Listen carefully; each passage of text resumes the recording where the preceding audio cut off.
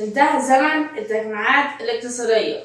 وهنا انا بتكلم على الناس اللي بتقول احنا ككونتنت كريتور احنا السبب عشان بنعمل دعاية للجديد وبنسيبنا من القديم، وان احنا بنقول على تجميع 30,000 و50,000 جنيه اقتصادية، وهو عايز تجميع ب5,000 جنيه وعايز اشغل جاد اوف وور راجونج وريد ريديمشن وسايبر بانك على 60 فريم.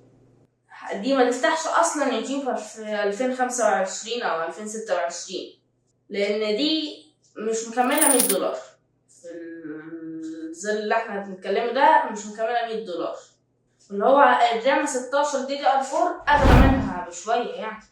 فانا مش عايزه اصدمك واقول لك المشكله في السوق المصري اكتر من السوق العالمي. يعني في 2021 كان الاخضر ب15 بلبل، يعني 5000 جنيه، حوالي $300.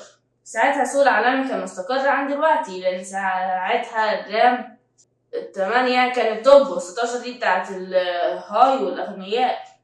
يعني كنت تجيب حاجه بكارت محترم زي الار اكس ال 470 ل 4 جيجا، او جي تي اكس ال 1050 تي اي ل 4 جيجا مع معالج مع جيل 12 مثلا او الجيل التاسع، يعني كان حاجه محترمه.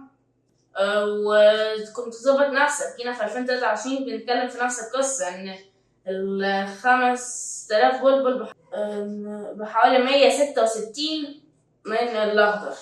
يعني كان عندك شويه استقرار برضه في السوق العالمي، ان الرامة برضه ال8 كانت لسه كويسه، و16 كانت اللي هي بتاعت بقى المونتاج ومش عارف ايه والكلام اللازم منه ده.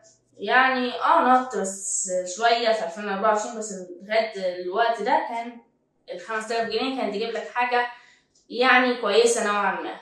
وكان طبعا في كونتنت كريتور بيعملوا التجميع بالسعر اللي انت عايزه حاليا، وساعتها كنت بتقول عليها غاليه. ان احنا لو نتكلم على 2023 لما كان الاخضر ب15 بلبل، فحوالي كان هيجيب لك حاجه 8 رام مع بورد A320 مع معالج رايزن 3 2 2200 جي مع اي كيسة وباور 400 واط، وكان ده يكون حاجة توب التوب.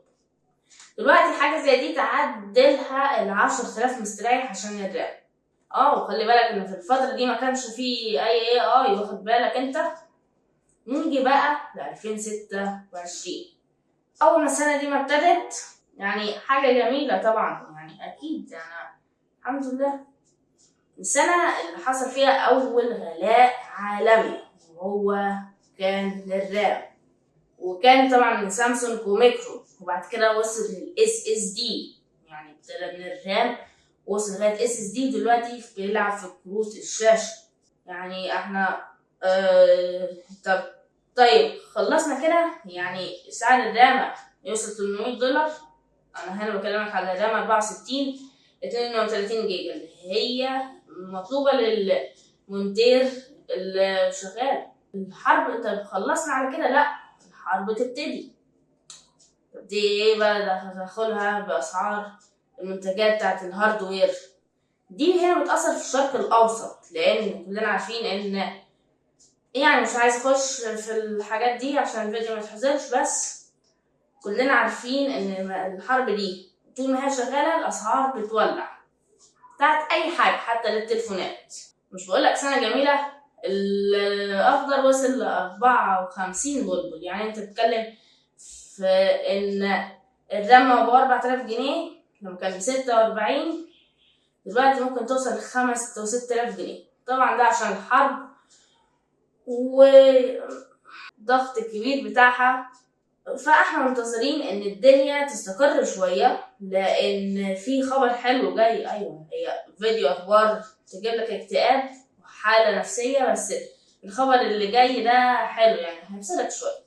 نيجي للحلوة، وهو ان سعر الرام هينزل. ايوه زي ما قلت لك كده، لان جوجل ابتدت تشتغل على انها تقلل استهلاك الرام وتاخد اعلى كفاءة ممكنة، وده حصل بتقنية جديدة اللي هي تيربو كوانت. مش عارفة انا نطقتها صح ولا لا، بس ده اسمها.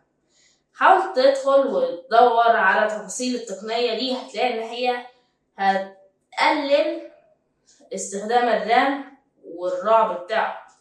يعني ممكن السعر يرجع تاني طبيعي شوية طبعا. طيب في ناس هتقولي أنا جبت جهاز 570 مع جيل ال11 ب13,000 جنيه من شخص.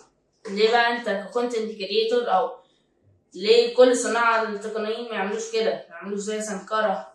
هنا اقول لك انا مينفعش اطلع واقول ان في جهاز 13,000 جنيه مستعمل، لان الجهاز ده غالبا هيكون من شخص او من محل مش موثوق بيه. انا او اي حد بيعمل فيديوهات بيجيب لك أأمن حاجة ممكنة. انا لما طلعت في الفيديو اللي فات وحطيت كارت 3080 مستعمل كان من محل موثوق به، يعني مضمون توب التوب، عشان الكارت ممكن يكون تعدين، غير انه مش مناسب ل 2026، غير ان مش انت بس كمصري اللي بتتفرج عليا على اي صانع محتوى، لان في غيرك بيشوف القناة بتاعتي او القناة بتاعت غيري، يعني سعودي خليجي، فالكلام ده بالنسبة لهم خردة، فانا مش هضيعهم. احنا بنهتم بالسوق العربي كله، فاحنا بنهتم بالسوق كله، بنجيب لك احسن حاجة وارخص حاجة. فلو سعر الرام نزل عالميا ممكن تعمل تجميعة تاني ب20,000 جنيه أو 25,000 جنيه جديدة متكاملة، ممكن أقل من كده مستعمل، يعني لما ينزل بس 16 ل2000 جنيه. والتقنية دي لو اشتغلت صح وشركات زي اوبن اي اي وجوجل جيميناي استغلتهم صح هتلاقي سعر الرام نزل.